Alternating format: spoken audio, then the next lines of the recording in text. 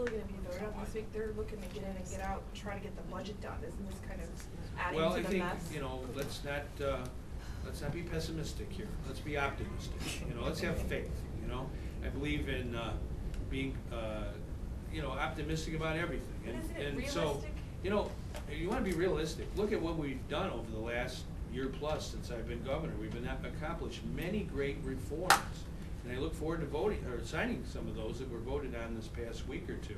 But I don't want this month to pass without a chance for the legislature to really roll up its sleeves and do something significant, not just for this year, but for years to come. You know, when we started the Citizen Utility Board, I had more hair and I had black hair, okay? Now, times have changed, but we've been around. The Cub has been around. I've been a member ever since it started. It's made a difference. You know, folks back then said, how could this happen? But it happened because we had the, I think, foresight, the vision, the organizing to put it together back in 1982 and 3. Now, I wanted in 2010 try and put together a taxpayer action board, have more information on the tax bill. Here I am. Yeah, I have more hair and black hair right here. There you go. Okay, so I have not been shy about this issue. We've got to reform property taxes in Illinois, and as governor of Illinois, I'm committed to doing it. Governor, may I ask you about redistricting? The Kwame proposal went down the tubes this week. The Tom Cross League of Women Voters went down the tubes. As it stands, we're going to get nothing.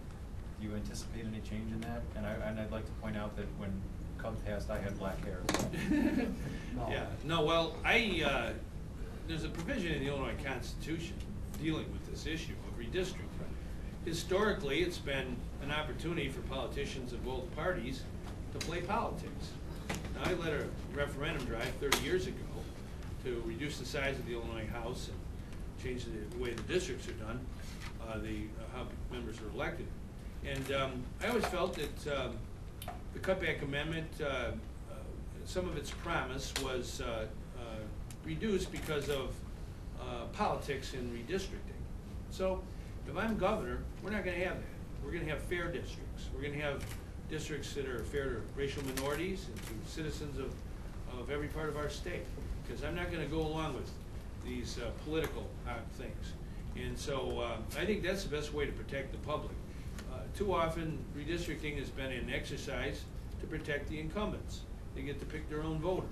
I don't think that's the way democracy should work. And I think you'll see, because this will be an issue, I suppose, that comes up, that we have a governor who's going to be for competition and openness and making sure there's an opportunity for the people to pick their reps and senators. So if I'm understanding correctly, I'm sorry. So as governor, if you're reelected, you're not going to go for an overly political map. You would veto it and send it back and say, but you don't anticipate any change constitutionally to how this is done.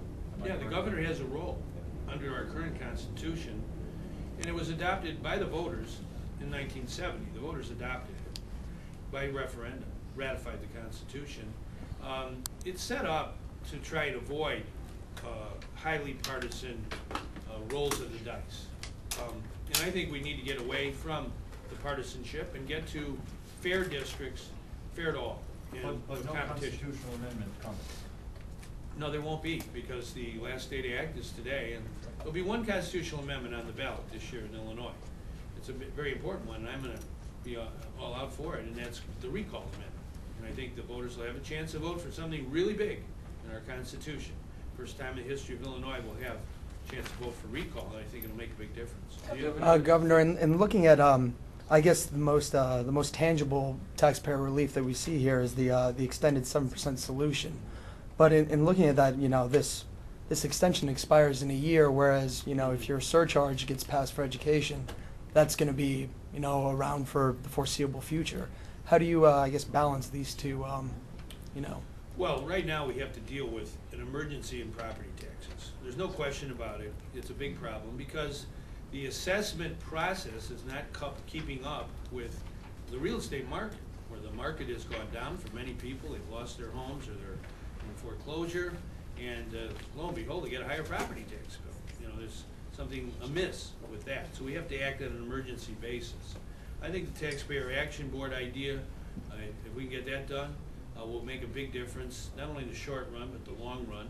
And I think we have to reform our tax system. I've been for that.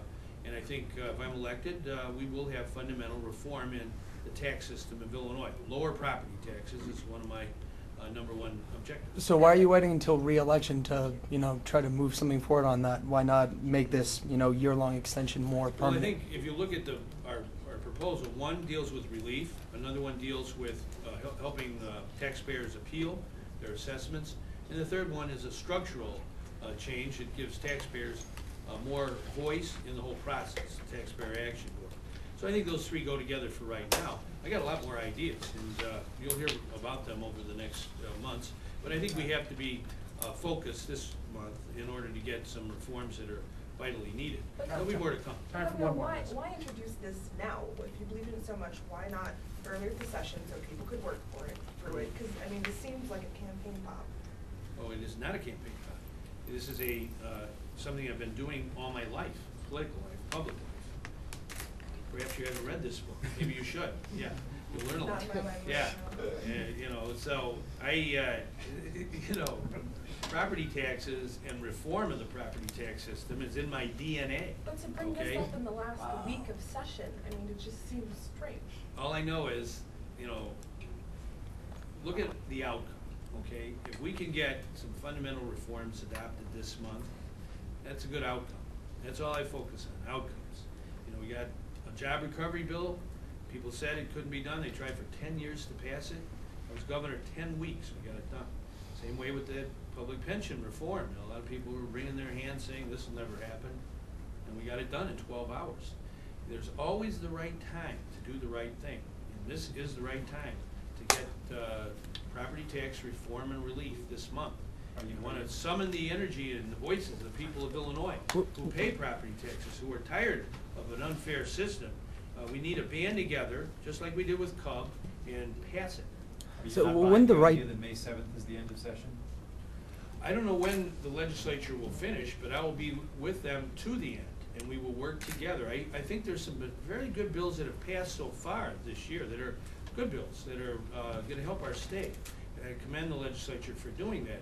But I think everybody here knows that in the last week or 2 or 3 of the legislative session, they get more done than in the 4 or 5 months before that. So this is the time to act.